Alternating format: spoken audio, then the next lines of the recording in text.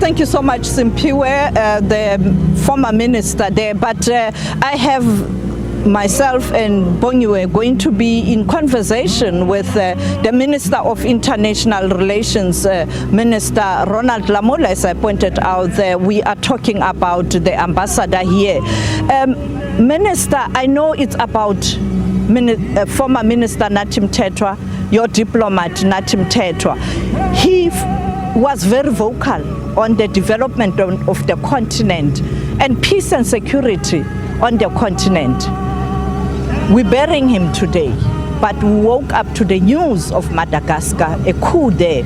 The current chair of SADC, South Africa incoming chair, have you been able to talk to the colleagues in the region about this matter as part of continuing with the legacy of Ambassador Nathi Mthethwa to ensure that we have a stable region, a stable continent, and a stable world? Yes, thank you very much, Sophie, and to the viewers at home. Indeed, I am in consultation with my counterpart in Malawi, who are the chairperson of the organ on politics and security, and also in contact with the SADC Executive Secretariat. In South Africa, we are worried about the developments because, as you are aware, we are a constitutional democracy. We always promote the constitutional means of transition on power, and when communities and the societies are protesting, it will be peaceful. There should be no violence on both sides. So in South Africa, we will always condemn any form of unconstitutional seizure of power. It is not in line with the Constitutive Act of SADC and also of the African Union. The president will also later be in consultation with the newly elected president of Malawi, His Excellency Mutharika, to deal also with taking the processes of the organ forward. Because as you have already said, we are the incoming chair of SADC, and because Madagascar are the current chairs, we obviously have got a responsibility because this matter involves Madagascar. In line with the Constitutive Act of the AU, you expect SADC and AU to suspend Madagascar, I guess?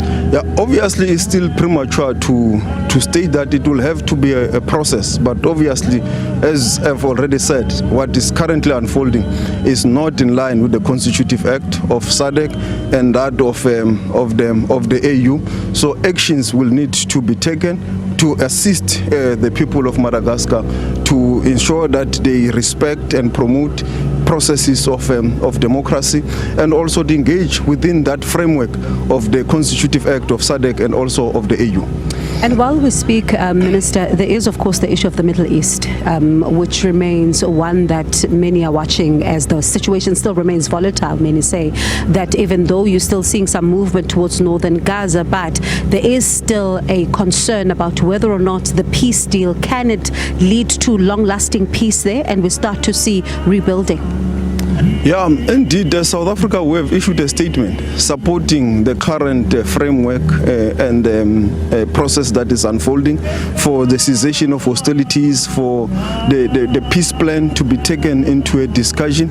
Obviously, you will never really predict what will be the end product, but we welcome the fact that there is some form of agreement that is being reached by all the parties, and we're encouraging them to agree to move towards the signing of this agreement, which will then enable them to then discuss the substantive issues that are impacting both sides, the two-state solution, the 21-point plan that has been put on the table by President Trump and the Arab League and all the stakeholders involved. Then this will give an opportunity for that moment of engagement, which can then lead to a long-lasting, peaceful solution. So we welcome this and encourage the parties to find a long-lasting, peaceful agreement in the substantive discussions that will ensue. Nathi Mthethwa, Pan-Africanist, I want to return there because charity begins at home.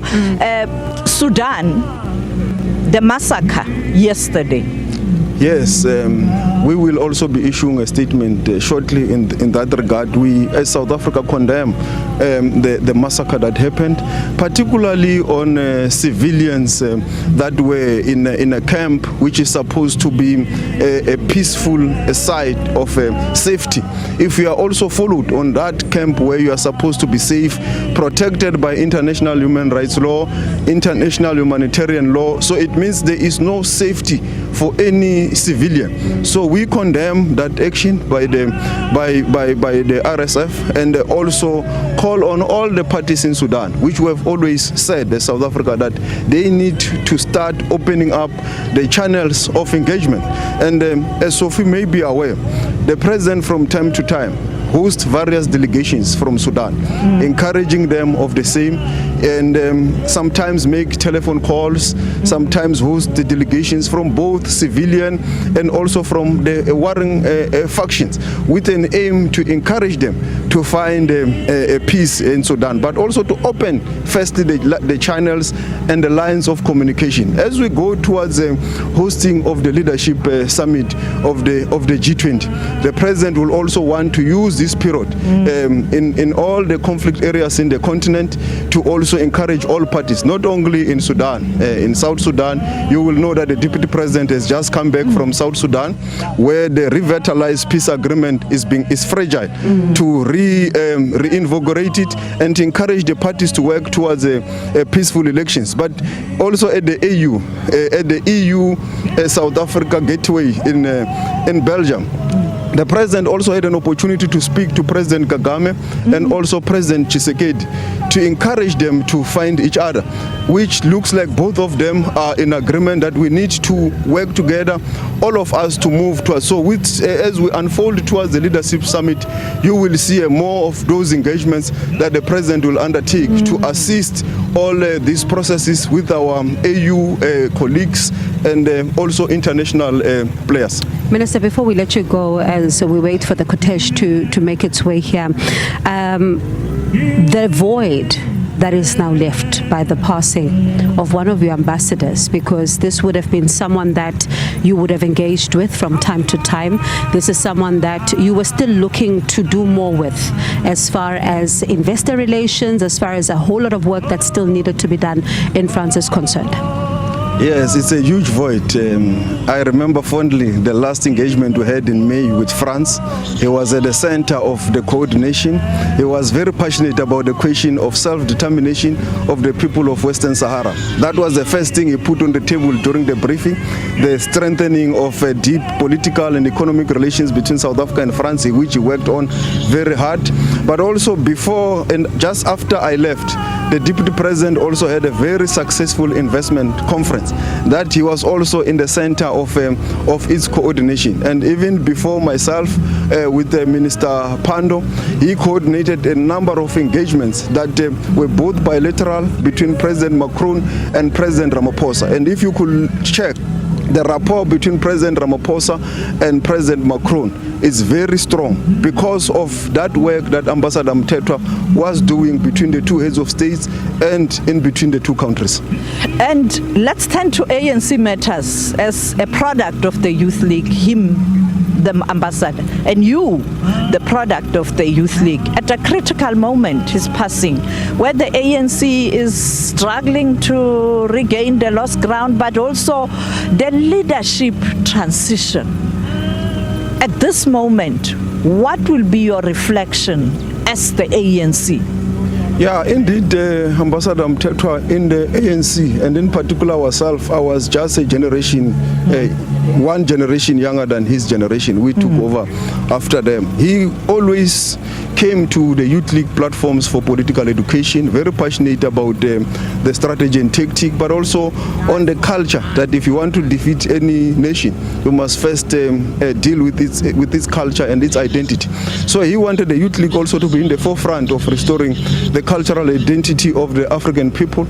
But for the ANC also, he played a role in that political education. Our reflection organization will have to go back to our conference resolution on organizational renewal, on issues of managing succession, on the strategy and tactic, which will be very key for the ANC going forward, particularly also more emphasis on training and political education amongst the youth members of the ANC. Thank you so much for your time, Minister. That Thank was you. the Minister of International Relations, Ronald Lamola, as you heard there. And I think, Bongiwe, what comes to my mind is that it was in September where I received a note in terms of memorandum that was written by the stakeholders in Madagascar, where they sent a letter to the Secretariat of the SADC warning them about the situation in Madagascar, because that country is very, very poor and that instability was brewing. But did SADC Secretariat act? I think it's up to leaders like Lamola to understand in future that signs when they are there, leadership must act. And also the former South African President Mbeki on Friday saying that has been requested to intervene in Madagascar, but now we have a coup. And of course, Sophie, we continue then to monitor the developments in Madagascar. We'll be back with you in just a moment. Simpiwe Makanya is on standby on the other side of the sports complex with more reaction. Simpiwe?